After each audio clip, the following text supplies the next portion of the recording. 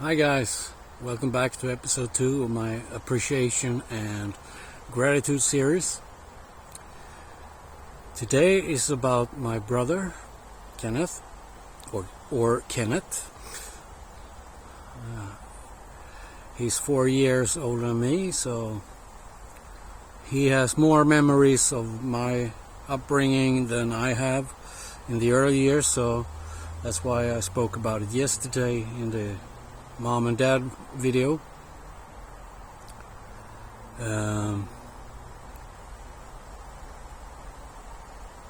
and my brother, we are like Beavis and Butthead when we get together. I haven't seen him now since we were cleaning out my mom's apartment before she died, and when we buried her urn of ashes. So that is way back in 2016. So I haven't seen him for a long time now. And I miss my brother because we have a special connection, but he's a working man. He's living his dream now in the Philippines, running a hotel and bar. And yeah, I wish him all the best in life, because he knows how to follow his heart and dreams, and he's doing it. He's living his dream right now. How things are going, I don't know right now, but he's where he is in his life, and I'm here in Sweden. I remember in the early years when we grew up, we are both movie nerds. And when a new VHS store opened up and we can rent a lot of movies like blockbusters in the United States, we saw everything from old Revenge of the Ninja to Bruce Lee to Das Boot, the old Clint Eastwood Western movies. And when this place was celebrating 10 years, my mom's account was one of the first 10, I believe, when it opened. So they had a register how many movies we were watching during 10 years. Over 1,500 movies, man. 1,500 movies. So, yeah, movie nerds, we are. And I hope to see him next time he's back in Sweden, so we can get together again, because I want to have some fun. Take a beer and have a nice dinner. Yeah, I just missing hanging out with my brother, because many of us in this soul family experience in the spiritual awakening community, we are all the same family, but there's something different with your blood family, your bloodlines.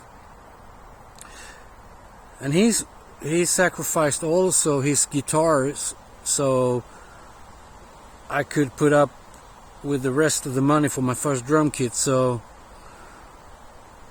I have such a respect for my big brother, and he was a guitar player, one of the best in Växjö actually.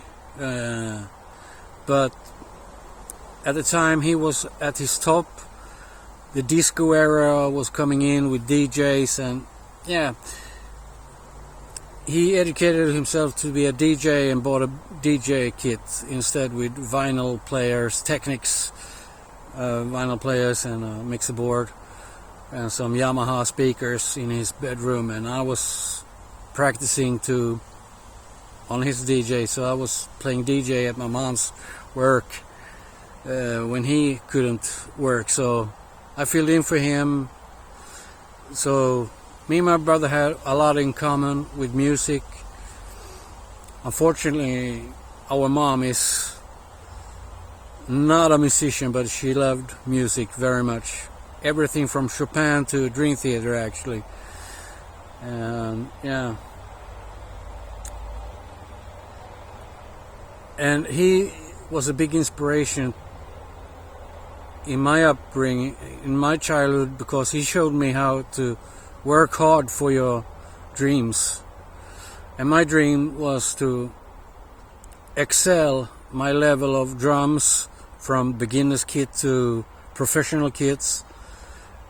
And to doing so, I had to work my ass off since I was 12 years old, every summer. So he showed me the importance of making your own money and buying the stuff you want to fulfill your dreams, you know.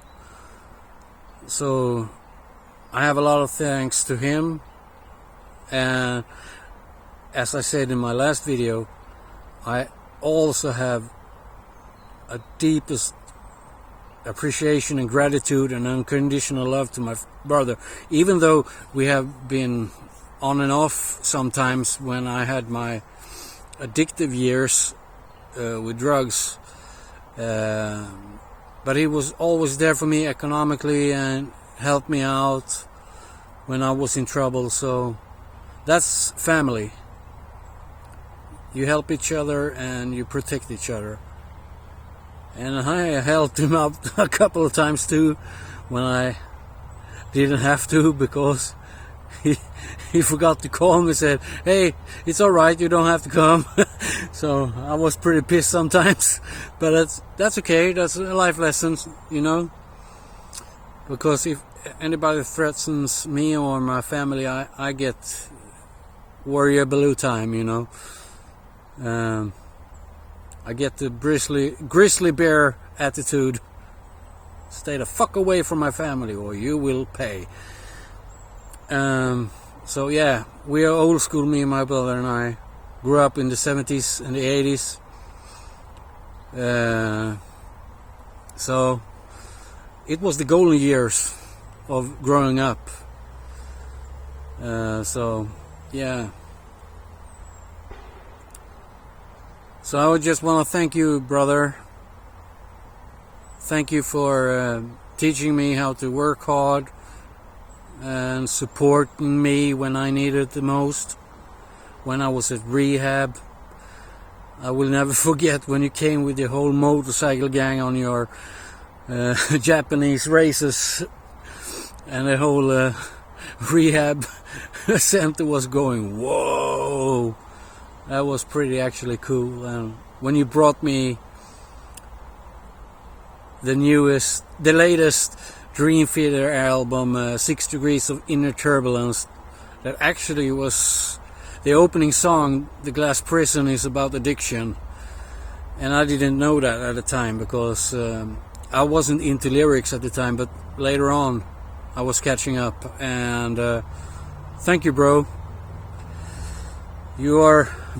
I'm Beavis and he's Butthead, so I love you, Butthead.